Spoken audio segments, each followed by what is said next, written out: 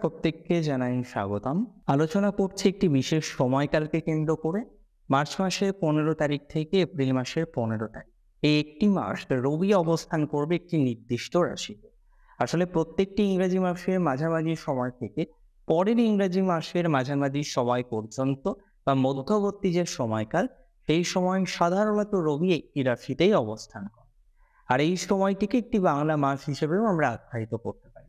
মূলত আজকে যে সময়কালটি নিয়ে আমরা আলোচনা করব, সেই সময়টি হচ্ছে চৈত্র মাসের সময়কাল, যেখানে রবি অবস্থান করবেন রাশি হিসেবে মীন রাশিতে। তাছাড়াও বিভিন্ন গ্রহের পরিবর্তন রয়েছে, বিভিন্ন গ্রহের বিভিন্ন সংযোগ রয়েছে।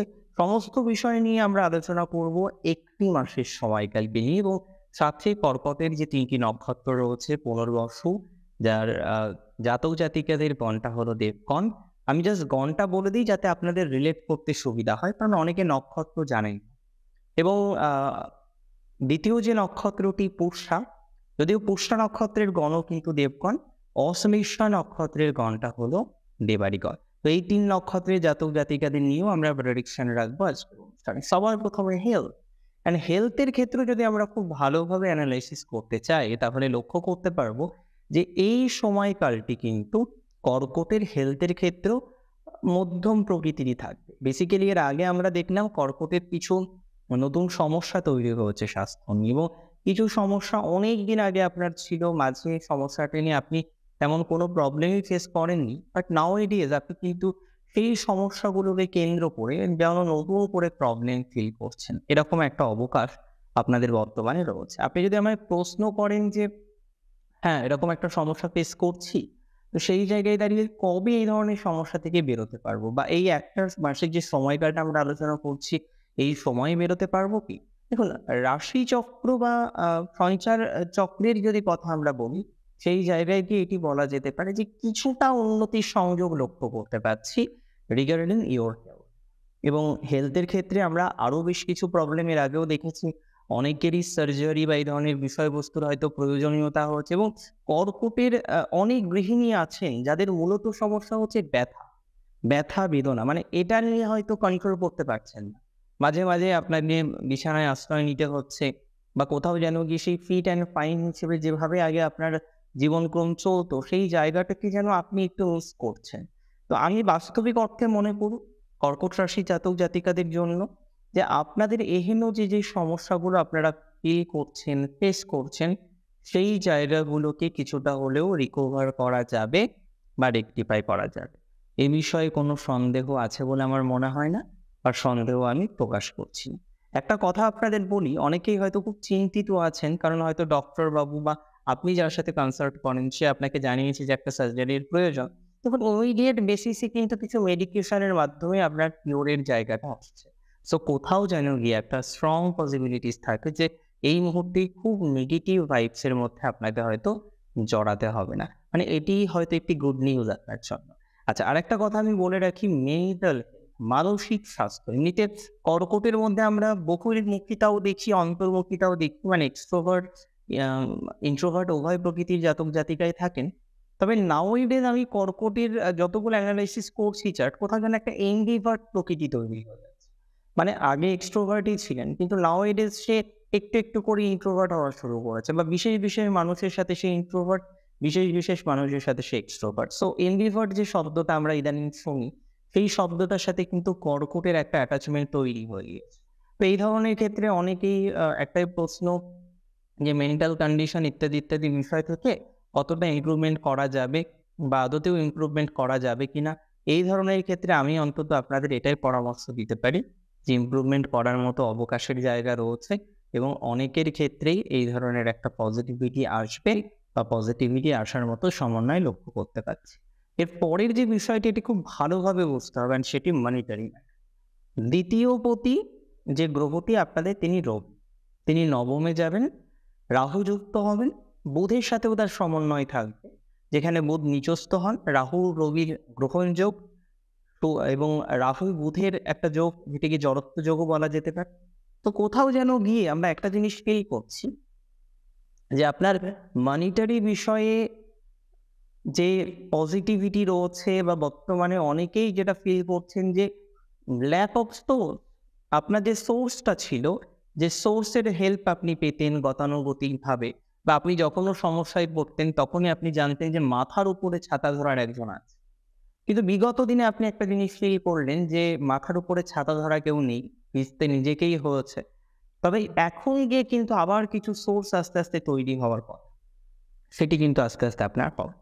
দ্বিতীয়ত যে বিষয়টি খুব গুরুত্বপূর্ণ বলে আমি মনে করি, ডেফিনিটলি রাশি যদি আপনার আ হয়ে থাকে নিশ্চিতভাবেই কর্কট রাশি। তো সেক্ষেত্রে দাঁড়িয়ে একটা বিষয় কিন্তু খুব স্পষ্ট যে আপনাদের কিছু সম্পত্তিকে কেন্দ্র করে জটিলতা কমবে। তবে এই মুহূর্তে কিন্তু পাবেন না। এখন যে জায়গাটা তৈরি হবে, অর্থ ছিলই না, এই পরিস্থিতিতে আছেন অনেকেই এবং বেশ খারাপ পরিস্থিতির মধ্যে আছেন। তার মধ্যে দিয়ে আমরা যেটাকে রিয়ালাইজ করতে পারব যে কিছুটা আর্থিক সঙ্গতি বিধান হলো, কিছুটা আর্থিক ডেভেলপমেন্টের জায়গা আসলো এবং কোথাও যেন গিয়ে কিছুটা স্টেবিলিটি বৃদ্ধির মতো অবকাশের সম্ভাবনা আর্থিক ভাগ্যে আমরা দেখতে পাচ্ছি।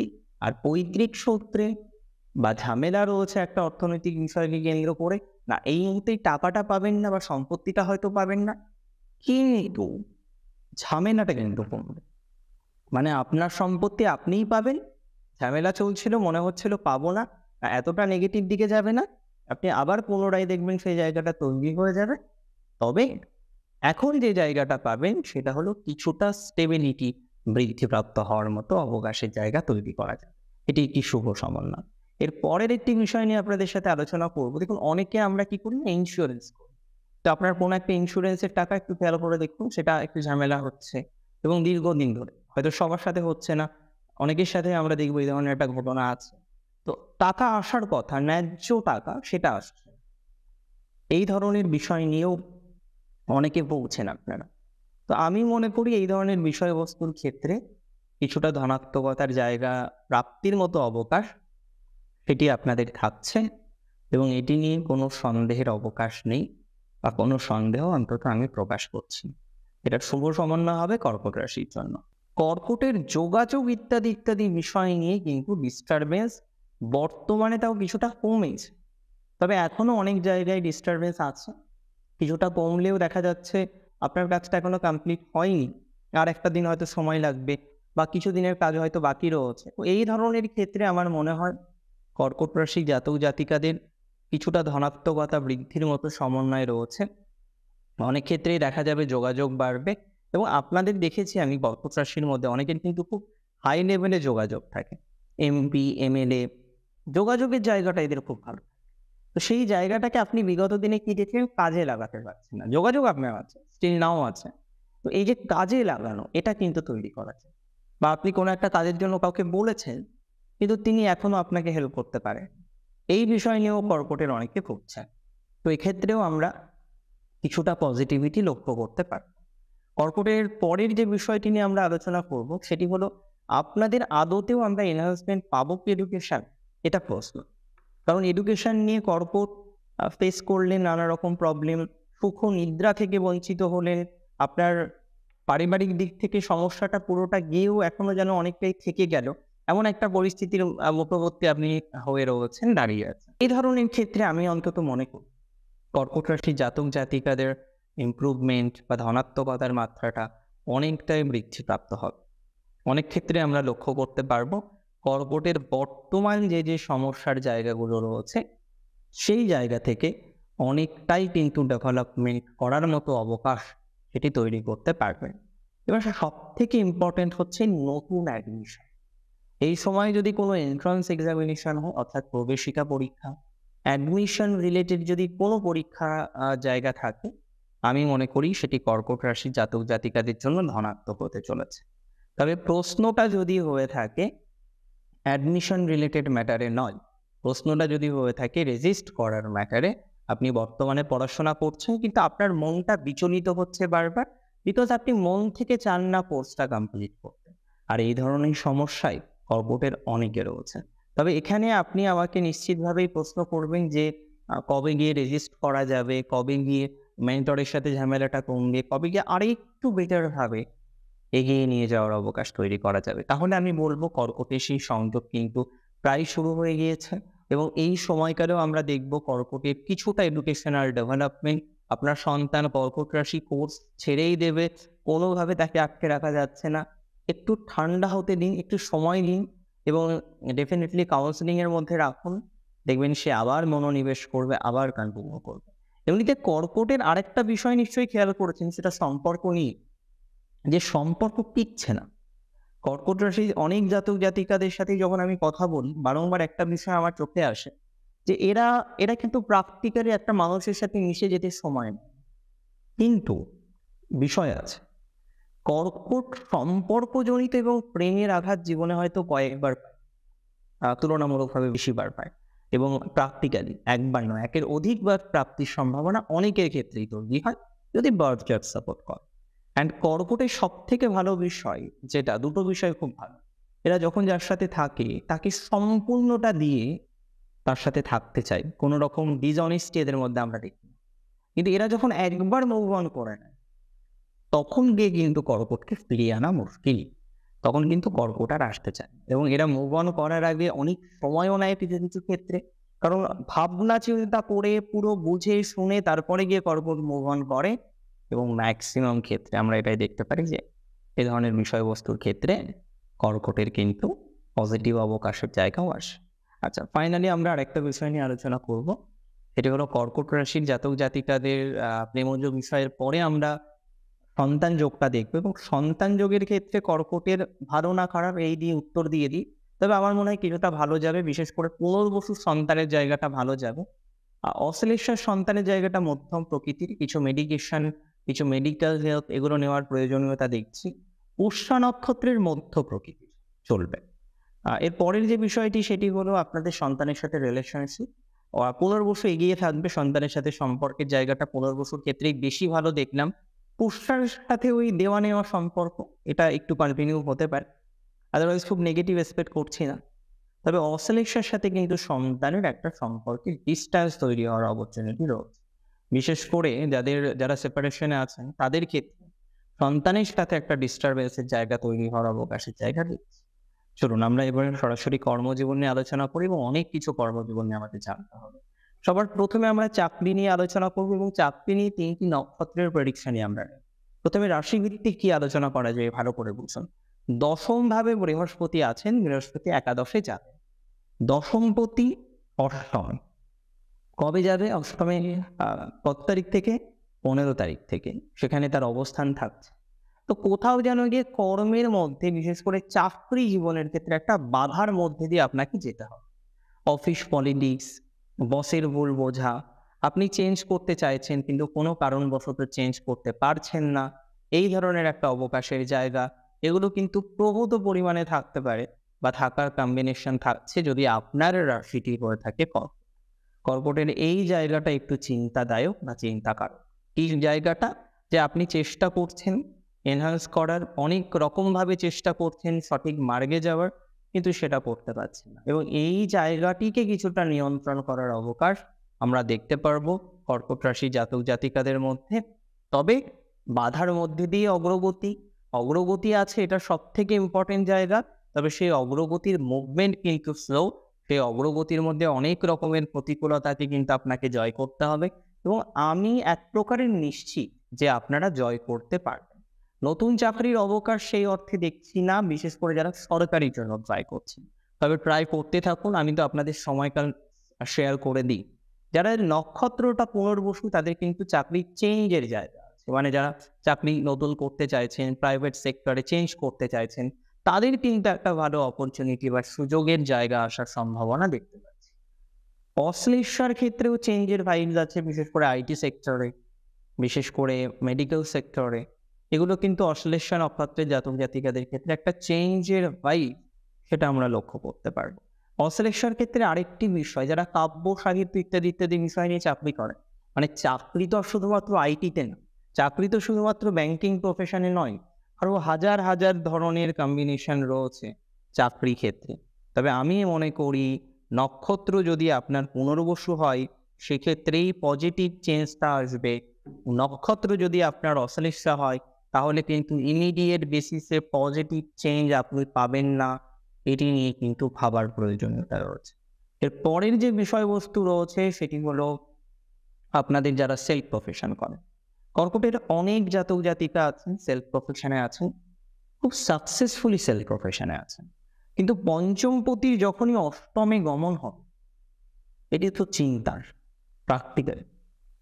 পঞ্চমপতি আপনাদের অষ্টমে যাবে, অনেকের সম্পর্কজনিত যেমন একটা বিঘ্নের জায়গা থাকবে, আমি বললামও আপনাদের কিছু কিছু ক্ষেত্রে, বিশেষ করে অশ্লেষা নক্ষত্রে সম্পর্কজনিত বিঘ্ন, সম্পর্কজনিত বাধা, এই জায়গাগুলো অশ্লেষার ক্ষেত্রে লক্ষ্য করতে পারলাম। আরেকটা বিষয় আমি লক্ষ্য করলাম, সেটি হচ্ছে পুষ্টার ক্ষেত্রে ভুল বোঝাবুঝির জায়গাটা, প্রেশার দেওয়ার জায়গাটা, নিজের জায়গাটাকে হারিয়ে ফেলার মতো অবকাশ, এটি কিন্তু পুষ্টার ক্ষেত্রে থাকবে। সো পুষ্টা নক্ষত্রকে এই বিষয়ে কন্ট্রোল করতে হবে, যতটা সম্ভব নিয়ন্ত্রণ করা যায়। আই স্ট্রংলি বিলিভ সেই নিয়ন্ত্রণের জায়গাটি আপনাকে তৈরি করতে হবে। এবং বিইং অ্যাজ এ নক্ষত্র পুষ্টা ক্যান ডু দ্যাট। পুষ্টা আমি মনে করি অবশ্যই সেই জায়গাটাকে তৈরি করতে পারে। রইল বাকি আদার্স আরো বিষয় আছে, সেটি হচ্ছে সেলফ প্রফেশন নিয়ে আমি কথা বলছিলাম। তো সেখানে একটা বাধা আমরা দেখলাম প্রাইমারি লেভেলে আসছে।